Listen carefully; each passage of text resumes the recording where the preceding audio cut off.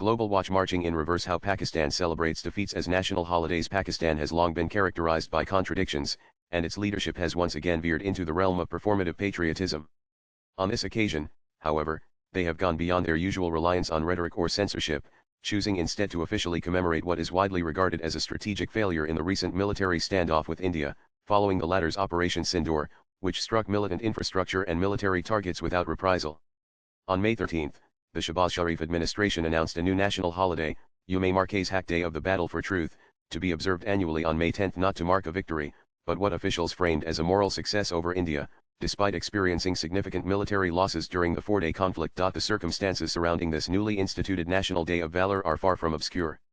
Between 67 and May 10, South Asia experienced an escalation of armed conflict between India and Pakistan.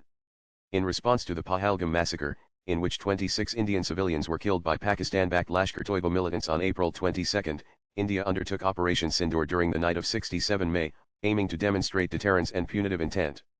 The operation targeted no fewer than 9 locations housing militant infrastructure and training camps across the line of control and within Pakistani territory. Independent analysts and satellite imagery have substantiated India's precision strikes on terror-related logistics. In retaliation, Pakistan's military launched its own Operation Bunyan Marsus on May 10, which included drone swarm offensives. However, all were effectively neutralized by India's air defense systems, which intercepted and destroyed dozens of Turkish-made drones in large numbers. In a significant escalation, Indian armed forces targeted at least 9 Pakistan Air Force PAF bases, extending across the country from the Nurkhan Air Base near Islamabad Rawalpindi to Rahim Yar Khan, Sukkur, Chinian, Pasrar, and Sialkot, among others. With several air bases rendered largely inoperative, Islamabad was compelled to pursue de-escalation through Director General of Military Operations DGMO-level dialogue by the evening of 10 May. However, the DGSPAR, the media arm of Pakistan's armed forces, reverted to its well-established narrative strategy by asserting that a befitting reply had been delivered to India's precision strikes, despite clear evidence to the contrary. Such rhetoric has become a defining feature of the military's public relations discourse. Despite professing a commitment to transparency, the Pakistani establishment along with its civilian fronts once again avoided offering genuine openness or accountability. Instead, Prime Minister Shehbaz Sharif capitulated to the military establishment's every exaggerated demand, aligning himself with its myth-making apparatus. As part of these symbolic gestures, on May 13, PM Sharif proclaimed that May 10 would henceforth be observed annually as Yom Marquez Haq Day of the Battle for Truth, in a show of support for the Pakistani armed forces. Furthermore, the government extended this orchestrated display by designating May 16 as Yom Tashakkur Day of Gratitude, ostensibly to express thanks to divine forces for safeguarding the nation. Even more notably, General Asim Munir, the current army chief, was conferred the rare military rank of Field Marshal, becoming only the second Pakistan Army general to receive this title since General Ayub Khan in 1959. This elevation is symbolic rather than operational, reflecting more the military's intent to project strength than any substantive achievement on the battlefield. However, these recent developments provide insight into the broader pattern whereby the Pakistani state, especially its military establishment, routinely transforms setbacks into celebrations to uphold its legitimacy. In the process, it not only actively reshapes historical narratives in real time but also employs national holidays as instruments of diversion and morale control. The strategy itself dates back several decades. In 1965, Pakistan launched Operation Gibraltar, aiming to provoke an uprising in Jammu and Kashmir by infiltrating regular army troops. The operation, however, ended in failure, triggering the full-scale Indo-Pak War of 1965. Ultimately, Pakistan ceded more territory than it gained and was compelled to agree to a ceasefire through the Tashkent Agreement of 1966.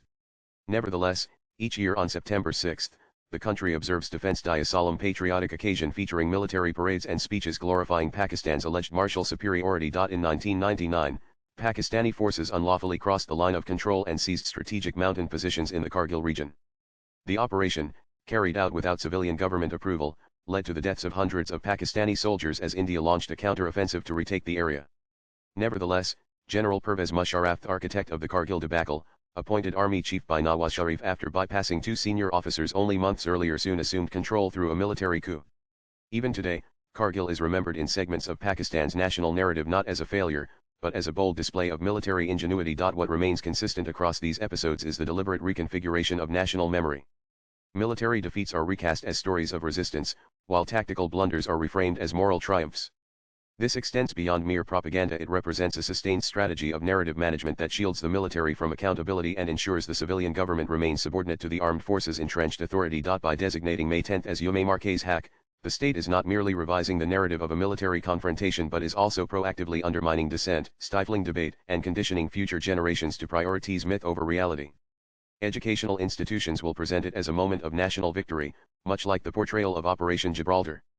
Any critiques highlighting strategic failures or the true economic, diplomatic, and military costs are likely to be marginalized or suppressed. The utility of these contrived holidays is multifaceted. Firstly, they offer a cathartic release for a population grappling with economic hardship, political turmoil, and international isolation.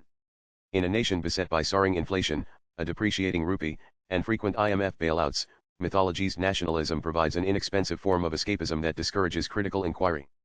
Secondly, such observances function as tests of loyalty. By requiring public participation in the commemoration of fabricated victories, the state fosters an environment where patriotism becomes performative and dissent is deemed perilous. Thirdly, and arguably most cynically, these holidays reinforce the military's hold over national identity. While in most democracies national holidays commemorate independence, revolution, civil rights, or peace, Pakistan's calendar is increasingly dominated by observances that glorify the military's role as protector and guardian, despite historical evidence to the contrary. These occasions are not simply commemorations but tools of militarist nationalism, deliberately crafted to obscure inconvenient realities. While every nation possesses its own symbols and moments of unity can be vital, when these symbols are founded on falsehoods and unity rests upon denial, the outcome is not strength but stagnation. Consequently, the Pakistani establishment is offering its population triumphalism and a continuous stream of delusion rather than the truthful account to which they are entitled. Swipe left for next video. Moving forward, although Yom Marquez Haq will likely be observed with parades, speeches, and patriotic songs, behind the flags and slogans lies the reality of a state regressing where defeats are recast as triumphs, and history is rewritten not by scholars but by military leaders.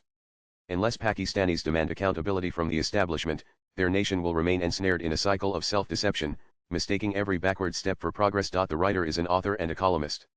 His X handle is Arunanandliv. Views expressed in the above piece are personal and solely those of the author. They do not necessarily reflect News 18's views. Latest blogs